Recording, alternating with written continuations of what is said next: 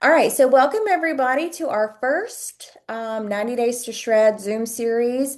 If you have started this week, your first lesson was on leptin and ghrelin. So I kind of wanted just to do a little play on that so everyone could, if you haven't read it yet, you'll be prompted to read it. If you have read it, well, then you're just going to get a little more information. So tonight we're going to learn about our two hormones called leptin and ghrelin, our hunger hormones and our full hormones. Um, and we're just going to get into a little deeper dive on what these are. So let me move a little bit of this. So this is not really just a topic about willpower. This is not a topic about, just being disciplined. This is, a topic on really understanding how these hormones work for us and how balancing them is really important. So a lot of people think that hunger is a lack of discipline, but it's not. Hormones really do regulate your appetite, your fullness, your cravings, and your fat storage. So when we think of leptin, I need you to remember this is the hormone that says, I'm full.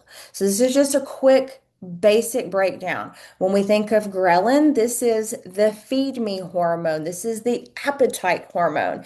And when these are off balance, fat loss can become harder. Okay, no matter what you're doing, no matter if you're following a great program, when these are off balance, fat loss can become harder. Come on, computer.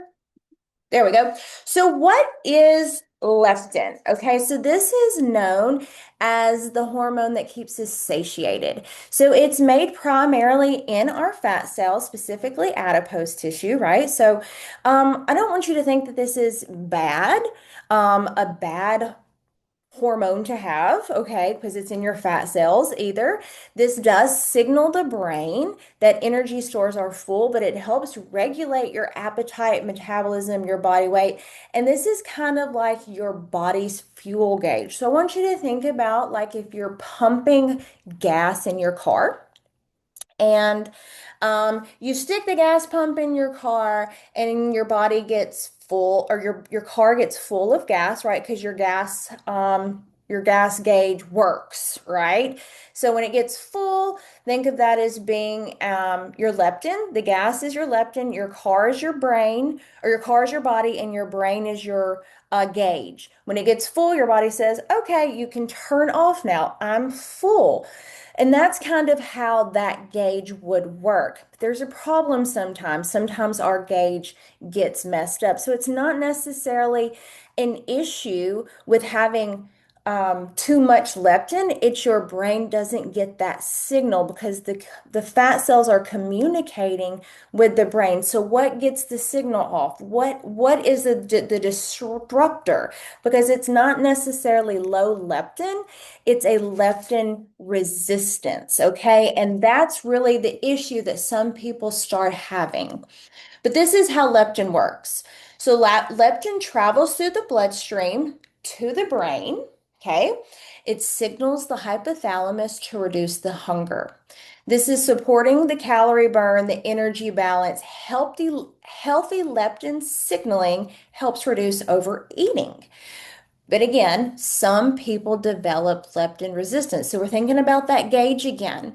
So if we have our gas pump, which is, we're sticking it in our car being our body, the gas being the leptin, and the gauge being our brain. But let's say that gauge is broken. What's going to happen? It's going to overflow. So there's an overflowing of it, and it's going to throw the disruption off. So the brain's not getting the signal. It's almost like the brain is being told what to do, but it's not getting the message, like it's being told a foreign language. So it just stops responding to that leptin. What happens there? It leads to increased hunger and craving. So people just keep eating, or their metabolism goes down, or their cravings go up. This all leads to leptin resistant. And this is not good. This is where it gets off balance, right? So it's not because they have obviously overweight people. they have a lot of leptin, okay? They really do. It's just their brain has developed this resistance to that hormone. And this is problematic, okay? But what causes it?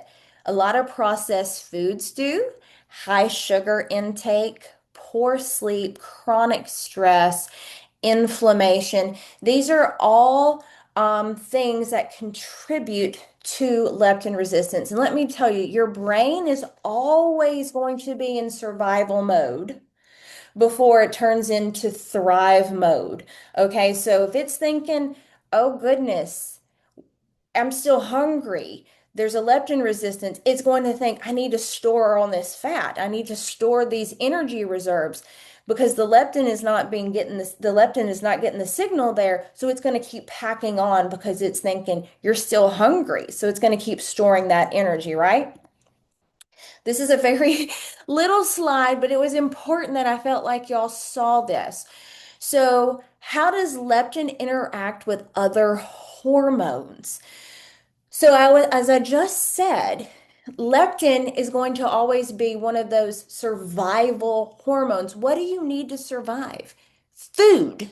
You need nourishment. Number one and foremost, you need water and you need food.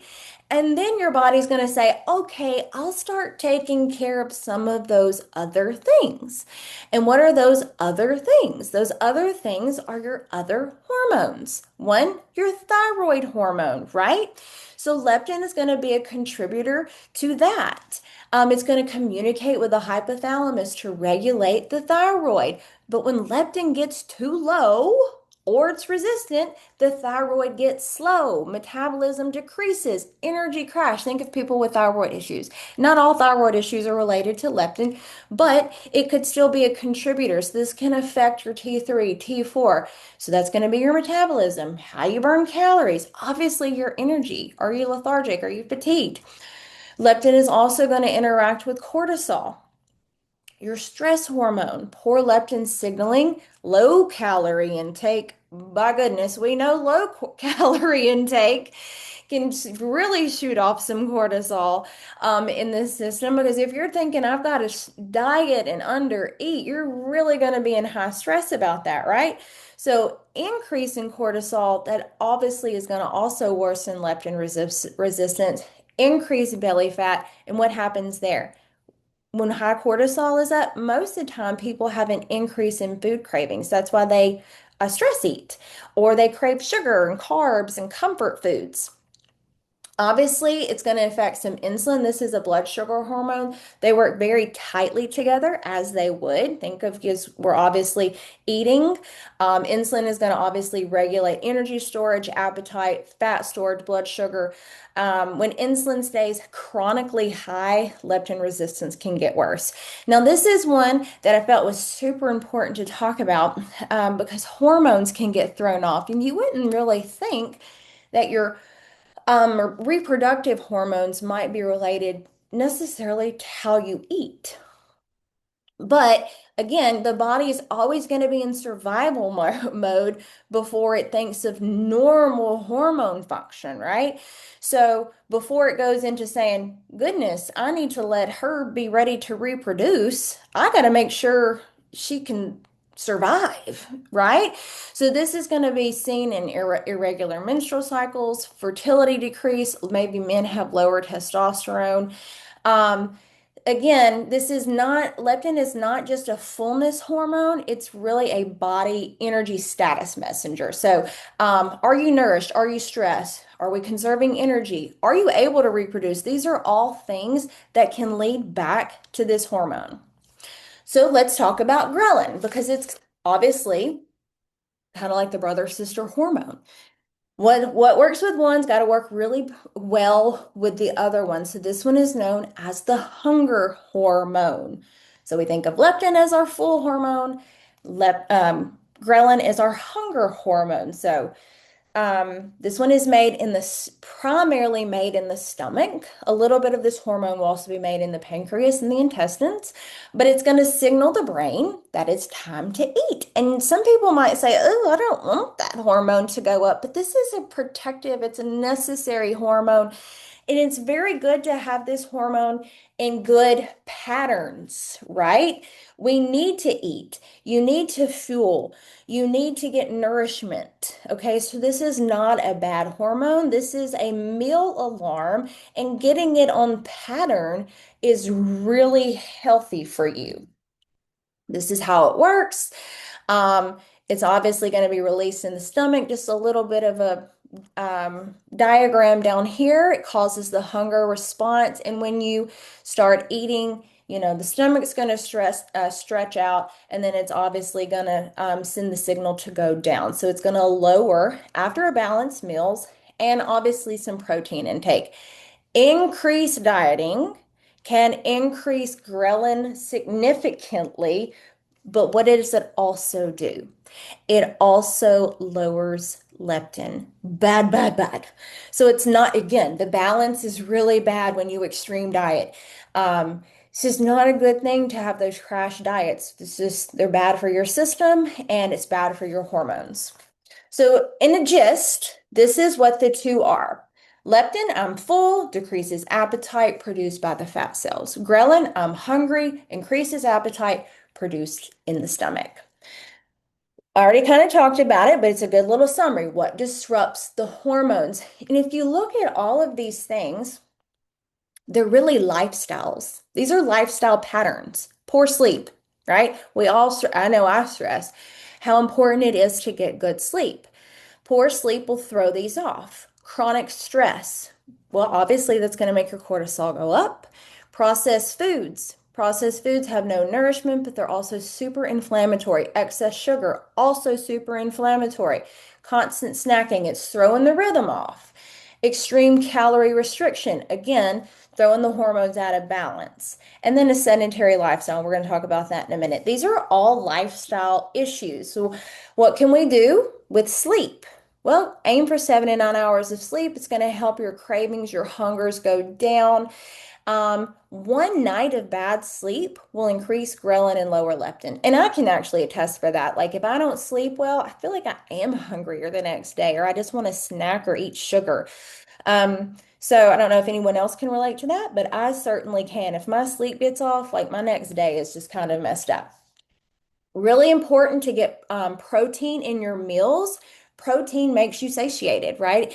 It makes you feel full and makes you feel full longer. So I wanted to put the definition of that in. It is the physiological but also psychological feeling of fullness and satisfaction after eating, which inhibits the desire for more food. It's really, obviously, it's important to have the physiological feeling of fullness, but if you're not psychologically feeling satiated either, you kind of start thinking, man, I could really go for something sweet, or maybe I need those chips, or maybe I need a little of this.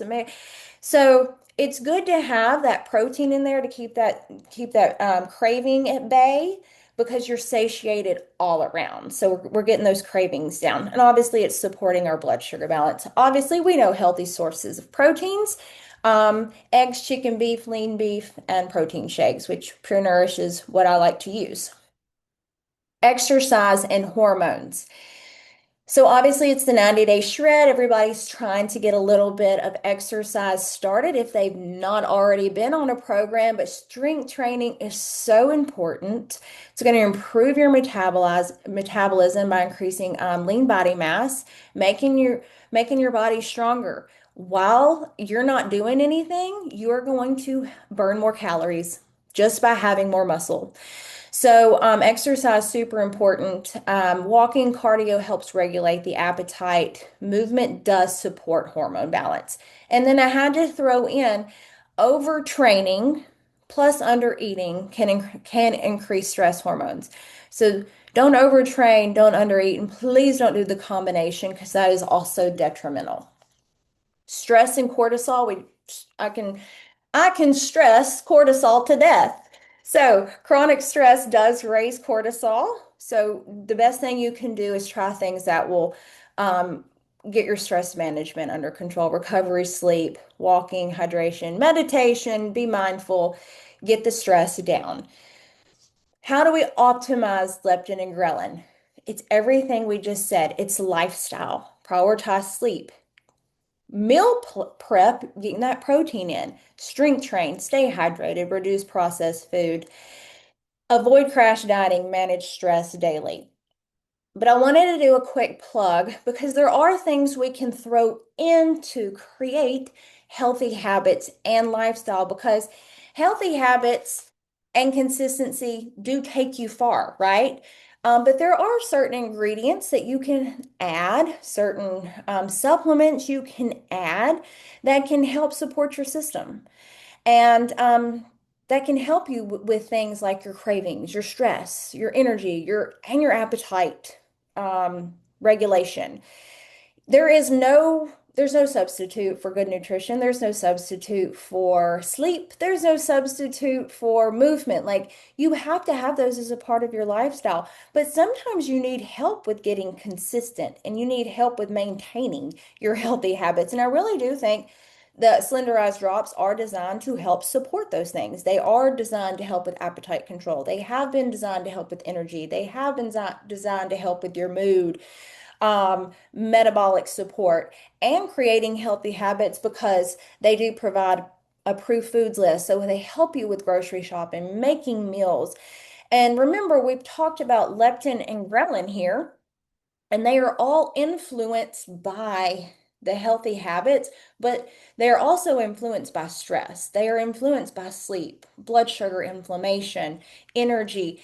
And the drops really do help address those things. So if we're talking about ashwagandha, um, it's going to help, and the rhodiola specifically with the cortisol, the stress. It's the adaptogens in there. There's studies based on that specifically for physical and mental stress and helping your body not erase, but respond to the stress and adapt to the stress and lower the stress. There's green tea in there. It's going to help your metabolism. B12 is going to work with your energy. Um, People have just reported their cravings are down, their blood sugars are more stable. So it's just helping support the process. And transformation happens when the body works with and for itself and doesn't fight itself. So this is the final takeaway for this. Your hormones respond to your lifestyle. And small daily habits will influence always your hunger, your cravings, your energy, your fat loss, your metabolism, because they will come back to those two big hormones. And we are here for consistency over perfection. And I'm so glad you all tuned into the first Zoom series, and we will be back, of course, again next week. I think next week is oxidative stress, and we will talk all things related to that. And if you want the recording for this, it will be on the website. And I thank you so much for tuning in, and I hope everyone has a great night.